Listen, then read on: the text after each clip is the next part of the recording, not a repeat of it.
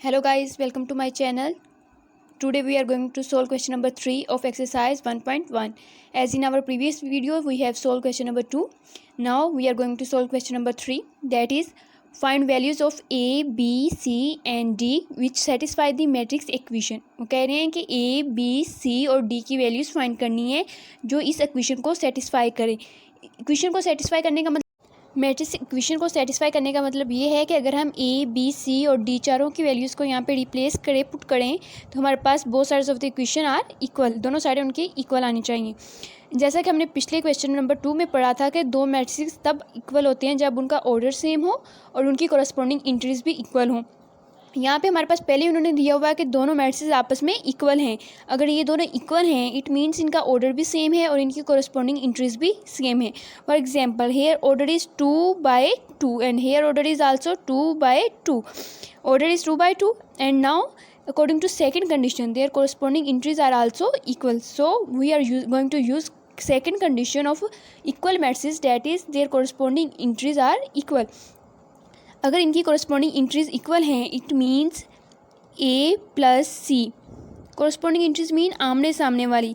यहाँ पे A plus सी है तो यहाँ पे इसके सामने यहाँ पे इसकी पहले वाली टर्म्स आएगी, इसकी पहले वाली इंट्री के इक्वल आएगी. तो A plus C is equal to 0. Question number 1. Second number पे A plus 2b is equal to -7. A plus 2b is equal to -7. इसको क्वेश्चन नंबर 2 का नाम दे देते हैं. तीसरे नंबर पे c-1 is equal to 3. c-1 is equal to 3. Question number 3. And 4d-6 is equal to 2d. 4d-6 is equal to 2d. Question number 4. ये हमारे पास 4 questions आ गए हैं. हमने ए बी सी और डी की वैल्यूज़ को फाइंड आउट करना है. यहाँ पे अगर हम देखें तो अगर हम इस क्वेश्चन को सोल्व करें तो यहाँ पे ना हमारे पास ए की वैल्यू है ना सी की वैल्यू है, तो यहाँ से हम कोई भी वैल्यू निकाल नहीं सकते हैं. सिमिलरली अगर हम क्वेश्चन नंबर 2 को सोल्व करें तो यहाँ पे भी हमारे पास ना ए की वैल्यू है ना बी की वैल्यू है, तो यहाँ से हम कोई भी वैल्यू नहीं निकाल सकते.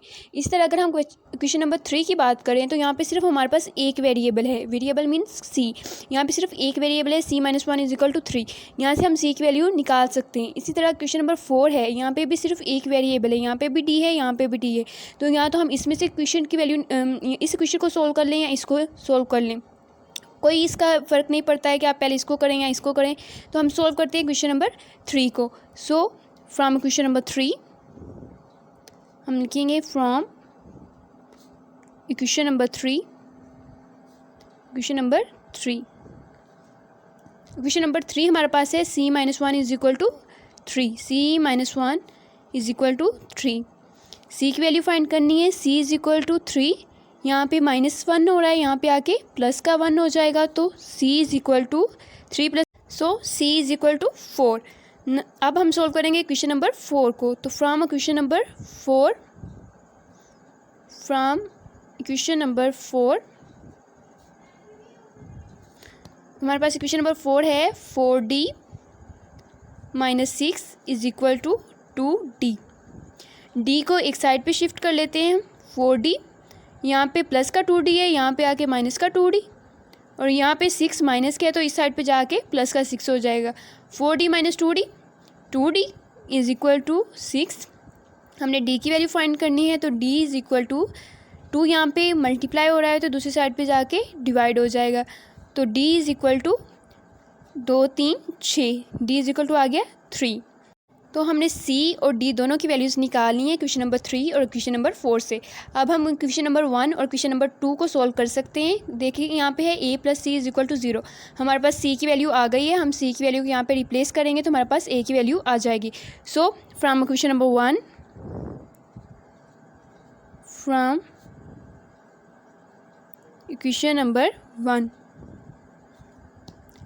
हमारे पास क्या है, a plus C is equal to 0.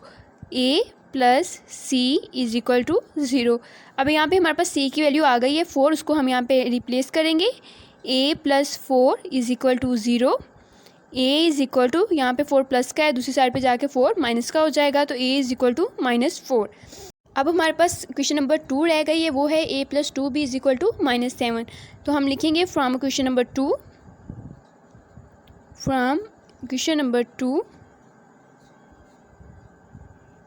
जो कि हमारे पास है a+2b = -7।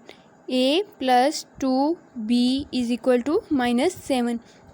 a की वैल्यू अभी हमने निकाली है -4 + 2b = -7।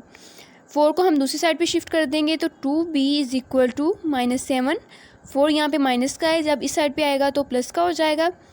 तो 2b = जमा माइनस माइनस, 7 में से 4 गए 3, एंड b = -3/2। तो b की वैल्यू भी हमारे पास आ गई है। हमने चारों की वैल्यू निकाल ली, a, b, c और d की वैल्यूज़ हमने फाइंड आउट कर ली।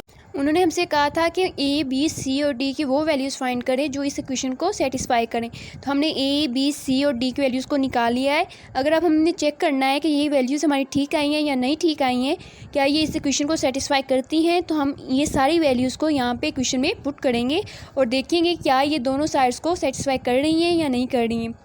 ये आपके क्वेश्चन का पार्ट नहीं है, लेकिन ये चेक करने के लिए कि आपका आंसर ठीक है या नहीं है, तो हम इसको चेक करेंगे कि क्या हमारा आंसर ठीक है या नहीं। तो हम ये सारी वैल्यूज़ को यहाँ पे इस इक्वेशन में पुट करेंगे। ये वेरीफाई करने के लिए कि क्या हमारा आंसर सही आया है या नहीं ठीक आया है, तो हम ये सारी वैल्यूज़ जो हमने निकाली हैं a, b, c और d की, इसको हम इस इक्वेशन में पुट करेंगे और देखेंगे क्या ये दोनों साइड्स ऑफ द इक्वेशन जो है वो इक्वल आती हैं कि नहीं आती हैं। अगर दोनों साइड्स इक्वेशन की इक्वल आ जाएँ तो इसका मतलब है कि हमारी जो वैल्यूज़ हैं वो करेक्ट आई हैं, हमारा आंसर ठीक है। तो हम यहाँ पर पुट करके देखते हैं। यहाँ पर हमारे पास है a + c। तो यहाँ पर a की वैल्यू हमारे पास क्या आई है -4, प्लस c की वैल्यू हमारे पास क्या है 4। तो हम यहाँ पे रिप्लेस करेंगे। a की वैल्यू है हमारे पास -4 प्लस c की वैल्यू है हमारे पास 4। यहाँ पे है a+2b। a की वैल्यू हमारे पास है -4 + 2 × b की वैल्यू हमारे पास है -3/2। तो यहाँ पे हम रिप्लेस करेंगे -3/2। c -1। c की वैल्यू हमारे पास है 4 - 1 4d - 6। 4 × d की वैल्यू हमारे पास क्या आई है 3 - 6 = 0 - 7 3 एंड 2d। यहाँ पे भी हम d की वैल्यू को रिप्लेस करेंगे तो 2 × d की वैल्यू हमारे पास 3, 2 × 3।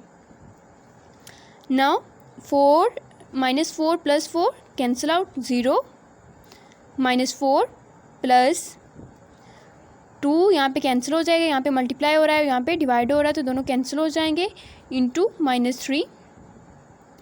4 - 1 3, 4 3 12 -6 =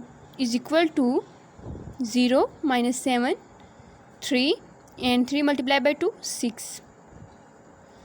So 0 -4 plus minus -3 3 12 - 6 6 is equal to 0 -7 3 and 6। तो यहाँ पे हमारे पास आ जाएगा 0 -4 -3 -7 3 and 6 is equal to 0 -7 3 and 6।